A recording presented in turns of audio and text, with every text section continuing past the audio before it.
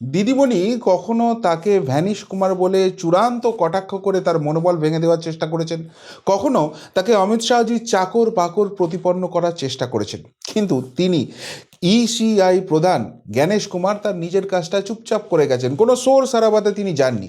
এবং সেই চুপচাপ কাজটা করতে গিয়ে তিনি এমন মির্চি লাগিয়েছেন যে এবার সেই জ্ঞানেশ কুমারের হাতে পায়ে ধরতে দিল্লি ছুটে যেতে হচ্ছে দিদিমণিকে।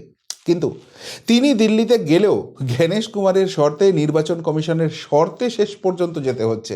এরকম নয় যে দিদিমণি যেটা এখানে দেখাচ্ছেন তিনি চূড়ান্ত চাপে ফেলে দিয়েছেন, ওই পেন ড্রাইভ কী সব বার করবেন বলেছেন, প্রত্যেক দিন তিনি তোপ দাগছেন, তাদের নাকি ইলেকশন কমিশন বিভৎস রকমের চাপে আছে। না, সেরকম কোনো ব্যাপার ঘটেনি।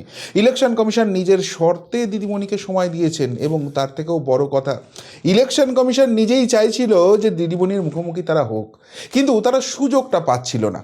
কেননা যে প্রোটোকল রয়েছে সেই প্রোটোকল অনুযায়ী সেইখানে সরাসরি পৌঁছানো যাচ্ছিল না। কিন্তু এবার দিদিমণি নিজেই যে ফাঁদটা পেতেছেন না, সেই ফাঁদেই তিনি জড়িয়ে গেছেন। ইলেকশন কমিশন তিনি যাচ্ছেন বটে, তবে ইলেকশন কমিশনের নিজস্ব কিছু কঠিন প্রশ্নমালা আছে, সেইগুলো তাকে ফেস করতে হবে। তিনি নিজে কি বাওয়াল দেবেন, আগে ইলেকশন কমিশনের ওই প্রশ্নগুলো তিনি সামাল দিন তো। আর তার থেকেও বড় কথা, গতকাল যার হয়ে তিনি ফোপত দালালি করতে গিয়েছিলেন, অমিত শাহজিকে চাপে ফেলতে গিয়েছিলেন, তিনি থোঁতা মুখটা ভোঁতা করে দিয়েছেন। ফলে প্রশ্ন উঠে যাচ্ছে, শেষ পর্যন্ত দিল্লি যাওয়ার সাহস দেখাবেন তো দিদিমণি? কেন এই প্রশ্নগুলো উঠছে এক এক করে আপনাদের দেখাই। গত কয়েকদিন ধরেই প্রচণ্ড রকমের চর্চা চলছিল যে দিল্লি উড়ে যাচ্ছেন আমাদের প্রেয়ারের দিদিমণি। কেন যাচ্ছেন কেউ জানে না, তিনি নিজেও জানেন না। কখনো শোনা যাচ্ছিল প্রধানমন্ত্রীর সঙ্গে বৈঠক করবেন, কখনো বিরোধী ঐক্য তিনি সংঘবদ্ধ করবেন, কখনো দিল্লির মাটিতে দাঁড়িয়ে তিনি এমন আন্দোলন করবেন গোটা ভারতবর্ষ গোটা বিশ্বকে কাঁপিয়ে দেবেন, কখনো ইলেকশন কমিশন ঘেরাও করবেন। এরকম বিভিন্ন জল্পনা চটি চাটা অনুপ্রাণিত মিডিয়া সামনে নিয়ে আসছিল। শেষ পর্যন্ত খবরটা এলো না, এই সব কিছুর জন্য তিনি দিল্লি যাচ্ছেন না, তিনি দিল্লি যাচ্ছেন ইলেকশন কমিশনের সঙ্গে দেখা করতে। এবং তিনি গতকাল তার দিল্লি যাওয়ার কথা ছিল, কিন্তু অজিত পাওয়ারজির মৃত্যুর পর তিনি সেটা পোস্টপন করেন। পরবর্তীকালে তিনি জানান যে না, আনন্দপুর, যে আনন্দপুরে এত বড় ভয়ানক অগ্নিকাণ্ড হয়ে গেল, রাজ্য সরকার প্রশাসনের দিকে আঙুল উঠছে, সেই আনন্দপুরে তিনি একবারও পা দেননি, অথচ সেই আনন্দপুরকে ঢাল করে বলছেন এর জন্য তিনি এখন দিল্লি যাচ্ছেন না। আসলে কারণটা তা নয়, তিনি ভেবেছিলেন তিনি চাপ দেবেন আর ইলেকশন কমিশন সুরসুর করে তার কথাই সায় দেবে। তিনি দেখা করতে চান ইলেকশন কমিশনের সঙ্গে, খুব স্বাভাবিক, একটি দলের তিনি প্রধান, দেখা করতেই পারেন, সেটা তার গণতান্ত্রিক অধিকারের মধ্যে পড়ে। ইলেকশন কমিশন তাতে রাজি, তবে সময়টা দিয়েছেন আগামী 2রা ফেব্রুয়ারি সোমবার। সেই দিনকে গিয়ে তাকে দেখা করতে হবে এবং বিকেল 4টের সময় টাইম দেওয়া হয়েছে। কিন্তু তার আগে বেশ কয়েকটা প্রশ্ন উঠে যাচ্ছে।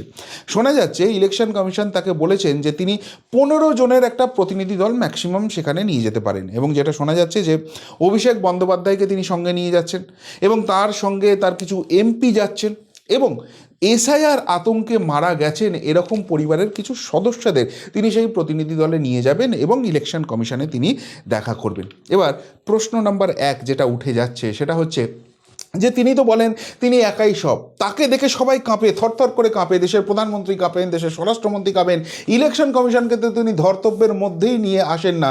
বাংলা 294 আসনে তিনি প্রার্থী, 42 লোকসভা আসনে তিনি প্রার্থী, তিনিই সর্বে সর্বা, তিনি আইন কানুন আদালত, এটাই একটা প্রতিপন্ন করার চেষ্টা করে তার দল।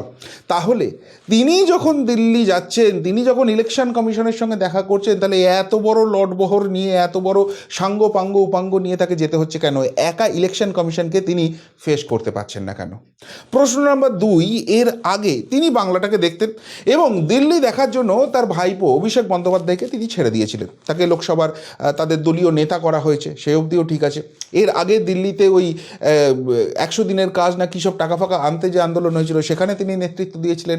এর আগে ইলেকশন কমিশনে যে প্রতিনিধি দল গিয়েছিল সেখানে অভিষেক বন্দ্যোপাধ্যায় নেতৃত্ব দিয়েছিলেন। তাহলে এইসব করে আর কিছু হচ্ছে না, অভিষেক বন্দ্যোপাধ্যায় সেখানে গিয়ে কোনো কিছু করতে পারছেন না, তাকে কেউ পাত্তা দিচ্ছে না, এই জন্য আর অভিষেক বন্দ্যোপাধ্যায়ের উপর ভরসা রাখতে পারছেন না, তাকে সঙ্গে নিয়ে যেতে হচ্ছে, এই প্রশ্নটাও উঠতে শুরু করে দিয়েছে। কিন্তু তার পাশাপাশি একটা প্রশ্ন উঠছে, সেটা হচ্ছে ইলেকশন কমিশনের সঙ্গে তিনি দেখা করতে যাচ্ছেন কেন? তিনি তো বলেছিলেন যে একটি নামও যদি বাদ যায়, পরবর্তীকালে অবশ্য সেটাকে এডিট করেছিলেন, জানেন, কেস খেয়ে গেছেন, যে একটি বৈধ নামও যদি বাদ যায় তাহলে ইলেকশন কমিশনকে তিনি বুঝিয়ে দেবেন কত ধানে কত চাল।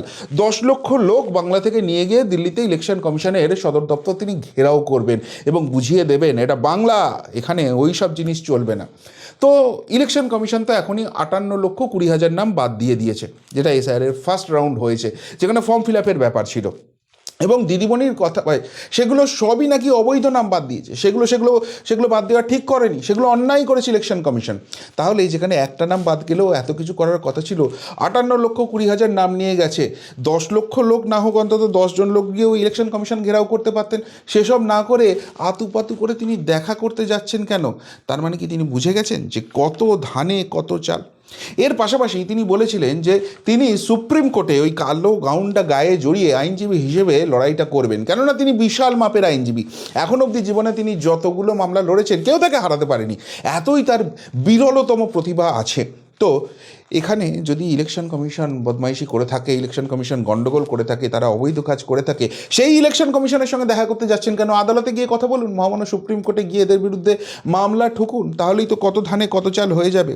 আর যেখানে একজন দুজনের কোনো ঘটনা ঘটলেই এই ধরনের মামলা করা যায়, একদম কত ধানে কত চাল বুঝিয়ে দেওয়া যায়, সেখানে আপনাদেরই দাবি 126 জনের মৃত্যু হয়েছে এই এশিয়ার আতঙ্কে, এবং সেই রক্তের দাগ নাকি ইলেকশন কমিশনের হাতে লেগে আছে, ইলেকশন কমিশনার জ্ঞানেশ কুমারের হাতে লেগে আছে। তাহলে যার হাতে এই 126 জনের মৃত্যুর রক্ত লেগে আছে বলে দাবি করছেন, তার সঙ্গে বৈঠক করতে যাচ্ছেন কিসের জন্য? মামলাটা করুন, আমরাও দেখি সুপ্রিম কোর্টে কত ধানে কত চাল। আপনাকে বোঝাতে কীভাবে সুপ্রিম কোর্ট পারে সেটা আমরা একবার দেখি। আসলে বুঝে গেছে মির্চিটা কোথায় লেগেছে। আসলে ছটফটানিটা এই কারণেই বেড়েছে যে তিনি যতই এখানে বেয়াদবি করার চেষ্টা করুন, আইন ভাঙার চেষ্টা করুন, ইলেকশন কমিশনকে নাকানি চোবানি খাওয়ার চেষ্টা করুন, ইলেকশন কমিশন তাকে ছোট্ট ছোট্ট করে ঠক্কর দিচ্ছে, আর তাতে তিনি নাকানি চোবানি খাচ্ছেন। কেন বলছি? গতকালেরই একটি খবর আপনাদের নিশ্চয়ই চোখে পড়েছে। 5 রাজ্যের নির্বাচনের জন্য বাংলার স্বরাষ্ট্র সচিব সহ 25 জন IAS IPSকে নিয়োগ করলো ECI। ইলেকশন কমিশন অফ ইন্ডিয়ার তরফ থেকে জানানো হয়েছে রাজ্যের 15 জন IAS এবং 10 জন টপ লেভেলের IPS অফিসার, তাদেরকে ট্রেনিংয়ের জন্য ডাকা হয়েছে। তাদেরকে অবজারভার, ইলেকশন চললে যে অবজারভার হতে হয় সেই ইলেকশনের জন্য তাদেরকে ডাকা হয়েছে, তাদেরকে ট্রেনিং দেওয়া হবে। এবং সেখানে সব থেকে গুরুত্বপূর্ণ নাম রাজ্যের স্বরাষ্ট্র সচিব জগদীশ প্রসাদ মীনা, তাকে অবজারভার করা হবে। এখন সাধারণত যদি নির্বাচন হয়, দেখা যায় যিনি যে রাজ্যের লোক তাকে সেই রাজ্যের অবজারভার করা হয় না, তাকে অন্য রাজ্যের অবজারভার হিসেবে পাঠানো হয়। তাহলে এখানে প্রশ্ন হচ্ছে যে বাংলাতে তো 2026-এ নির্বাচন আছে, বাংলা সহ আরও 4টি রাজ্য, মোট 5টি রাজ্যে ইলেকশন হবে। আসাম হবে, কেরালা হবে, তামিলনাড়ু হবে, পন্ডিচেরি হবে এবং বাংলা হবে। তাহলে বাংলায় যখন নির্বাচন হবে, তাহলে বাংলার IAS IPS অফিসারদের তোলা হলো কেন? এখানে দুটো প্রশ্ন উঠে যাচ্ছে। প্রশ্ন নাম্বার 1, তাহলে কি মমতার পেয়ারের যে পেয়াদারা আছে সেইটাকে ভাঙা এবার শুরু হয়ে গেল? এক একজনকে এক এক জায়গায় বসিয়ে দেওয়া হবে, তারা এক্সটেন্ডেড পার্টি লাইন হিসেবে কাজ করবে, প্রশাসন এবং পুলিশকে নোংরাভাবে ব্যবহার করা হবে এবং এই রাজ্যের গণতন্ত্রকে গলা টিপে হত্যা করা হবে।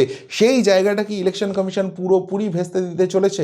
পেয়ারের লোকজন কেউ থাকবে না, এদেরকে এখানে সরিয়ে দিলে সেখানে অন্য কোনো লোক নিয়ে আসতে হবে, এবং যারা ইলেকশন কমিশনের সঙ্গে সহযোগিতা করে মানুষের গণতান্ত্রিক অধিকারটা রক্ষা করতে তারা সাহায্য করবেন, কোনো গাজোয়ারি বেয়াদবি কাজ করবেন না। সেই জন্য কি এই স্টেপটা নেওয়া হলো? নাকি তার থেকেও মারাত্মক প্রশ্ন উঠে যাচ্ছে, সেটা হচ্ছে যে রাজ্যে সাধারণত নির্বাচন হয় সেই রাজ্য থেকে কোনো অফিসার তোলা হয় না, কেননা তাদেরকে তো সেই রাজ্যের এই নির্বাচনী কাজটা করতে কাজে লাগবে। তাহলে এদেরকে যখন এখানে তোলা হচ্ছে, তাহলে কি বাংলায় এই মুহূর্তে নির্বাচন হচ্ছে না?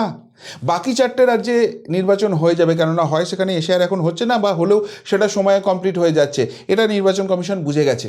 কিন্তু ওই যে 14ই ফেব্রুয়ারির ডেডলাইন আছে, যেভাবে এখানে প্রতি পদে আটকে দেওয়া হচ্ছে, তাতে ওই ডেডলাইনে স্বচ্ছ ভোটার তালিকা পাবলিশ করা ইলেকশন কমিশনের পক্ষে সম্ভব হবে না, এবং সেটা করতে গেলে যে টাইমটা লাগবে সেই সময়ে পশ্চিমবঙ্গে সময়ে ভোটটা করা সম্ভব হবে না। পশ্চিমবঙ্গের ভোট পরবর্তী কোনো সময়ে হবে। সেই জন্যই কি এই রাজ্যের IAS IPS অফিসারদের নির্বাচনী কাজে ব্যবহার করা হবে? যেটাই হোক, দুটোই কিন্তু দিদিমণির মাথা ব্যথা বাড়িয়ে দেওয়ার জন্য যথেষ্ট। কিন্তু এবার যে প্রসঙ্গটাই কথা বলছিলাম, যে দিদিমণি যে দিল্লি যাচ্ছেন খুব ভালো কথা, তিনি নাকি চেপে চুপে ধরবেন, এই যে যারা এশায়ার আতঙ্কে মারা গেছে তাদের পরিবারের লোকজনকেও নিয়ে যাচ্ছেন, সঙ্গে ভাইপো অভিষেককে নিয়ে যাচ্ছেন, বেশ কিছু এমপিকে সঙ্গে নিয়ে যাচ্ছেন, যে বেশ চেপে ধরবেন ইলেকশন কমিশনকে। আমরা দেখবো কতখানি চেপে ধরতে পারেন। কিন্তু ইলেকশন কমিশন তো উল্টে একাধিক প্রশ্নমালা নিয়ে তৈরি হয়ে রয়েছে। একদিকে ওই যে 4 জন অফিসার যাদেরকে এখনও অবধি এফআইআর করা হয়নি, যাদের বিরুদ্ধে বারবার চিঠি দেওয়া হচ্ছে, মনিরুল ইসলাম তৃণমূলের গুন্ডা এমএলএ গুন্ডামি করেছিল, তার বিরুদ্ধে এফআইআর নির্দেশ হয়েছিল, এখনও রাজ্য সরকারের তরফ থেকে, রাজ্য প্রশাসনের তরফ থেকে এফআইআর হয়নি।